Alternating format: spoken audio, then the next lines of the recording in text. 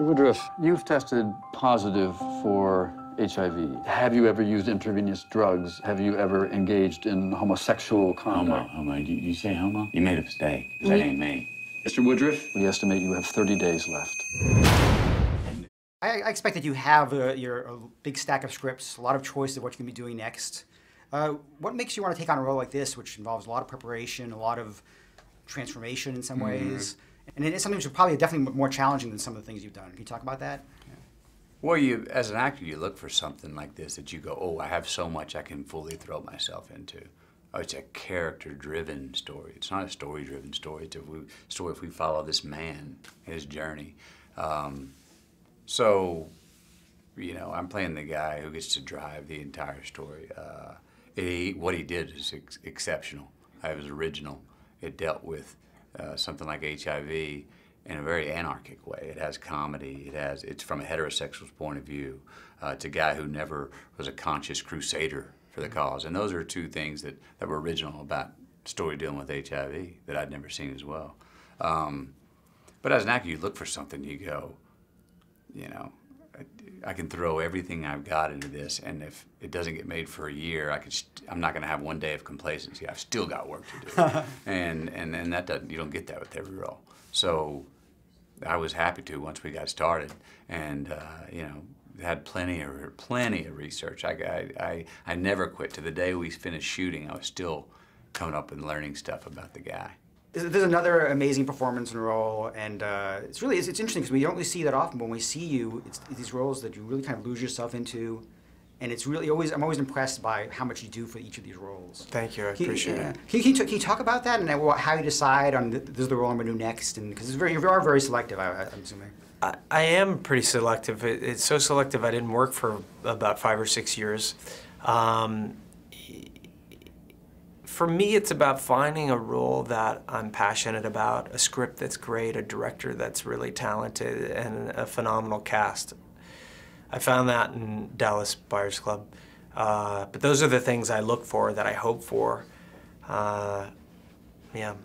Rayanne's a really amazing character, and I was really curious, how much of that was on page? How much was that from the actual real person? I mean, how much of that did you get that, and how much did you want to add to it? Like, did you say, I have a couple ideas to go in there? Well, there was a lot on the page. It was a wonderfully written script. But the rest is a composite. It's really an amalgamation of things that I learned from people who shared their lives with me, transgendered people, my imagination, and you know, I was really excited to bring a real person to life, not a cliche. I feel like it's been a while since we've seen you on screen, and I was curious about coming back and doing this role, playing a doctor in this movie. I was curious, was it something about the script that kind of made you want to do this one, or? I had taken a couple of years off. I'd had our third baby, and I'd been home after, and I was actually pretty cozy at home and not really dying to go back to work. I don't know that my agents felt that way, but I was not hungry to go back to work. And when I heard about this movie, I thought, ugh, you know, it's going to be really saccharine, it's going to be this or that. And then I heard it was Matthew, and I love Matthew. And then I watched Jean-Marc's movies. And then I really was like, oh, rats, I have to do this film. But yes, I was drawn to the movie itself. I really wanted a front row seat to Matthew's performance that I knew without a doubt he was going to give. And I wanted I like this doctor. So what was it about this story that kind of made you interested in it? Because obviously you've done Coffee to Floor, which is a very personal movie, and you do this one, which is very, very different, and it's, you know, set in America, set in Texas, a very different character. What was it about that made you want to do this one? Exactly that.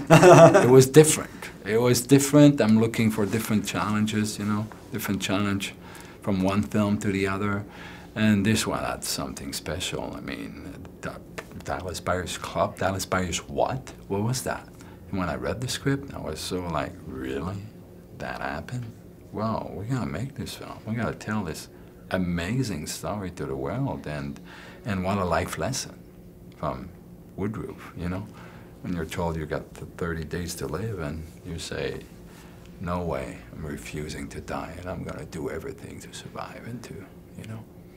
So, that was it. So how is it, because you obviously have two actors who lost a lot of weight, they really have to go through a transformation for their roles.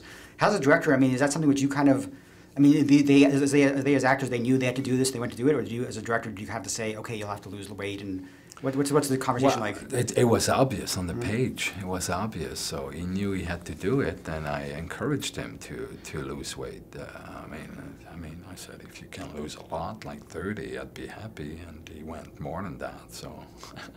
Is it hard to get in and out of a character like this, where it's sort of like it's so different from yourself? Is it hard to kind of get in and out when you're making a movie like this? It's a good question. There was no out. I stayed in the entire time. So I didn't ever have to worry about getting in and out of character because I was in character the entire time that we shot. No. What's interesting, because like obviously your music career has been really taking off in the last couple of years.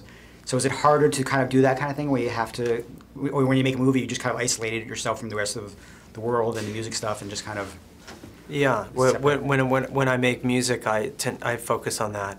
And then, you know, once in a while, if it's every 5 years when I make a film, I focus on that and completely. And, you know, they're separate but equal. And, you know, we've had a lot of success with 30 Seconds to Mars. We've been touring and touring and touring. We're going to keep touring and touring and touring. But I'm really proud to be part of this film.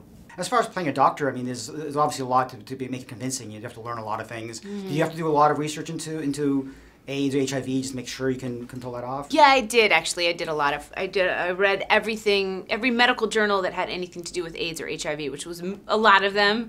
I'm sure I didn't read all of them, but between 1982 and 88, really, and then all of the magazines that came out during that period that had big stories, I hunted down and got the real copies so that I knew what I was at least talking about. In this one, obviously playing Ron, he has had a very different physicality to this.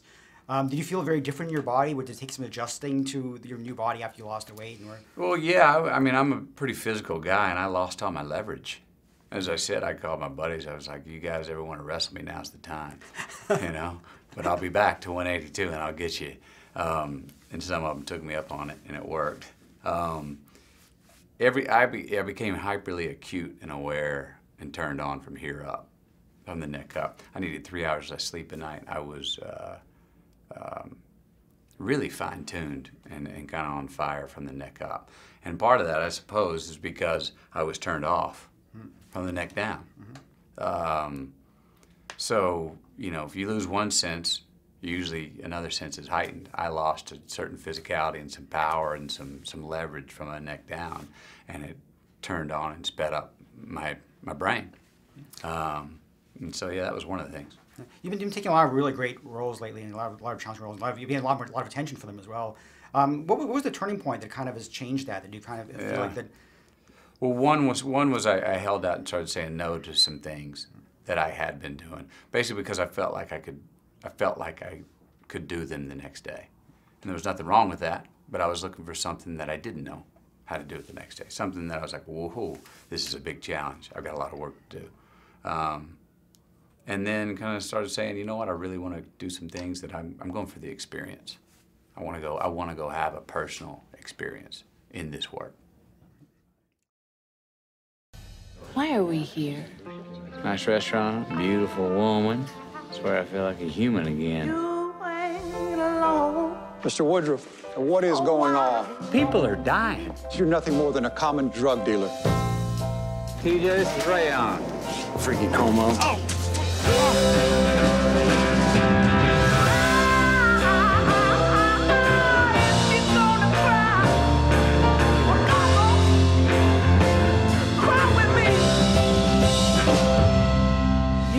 Man, I got one life. Wanted to mean something. Just let me be your ticket home.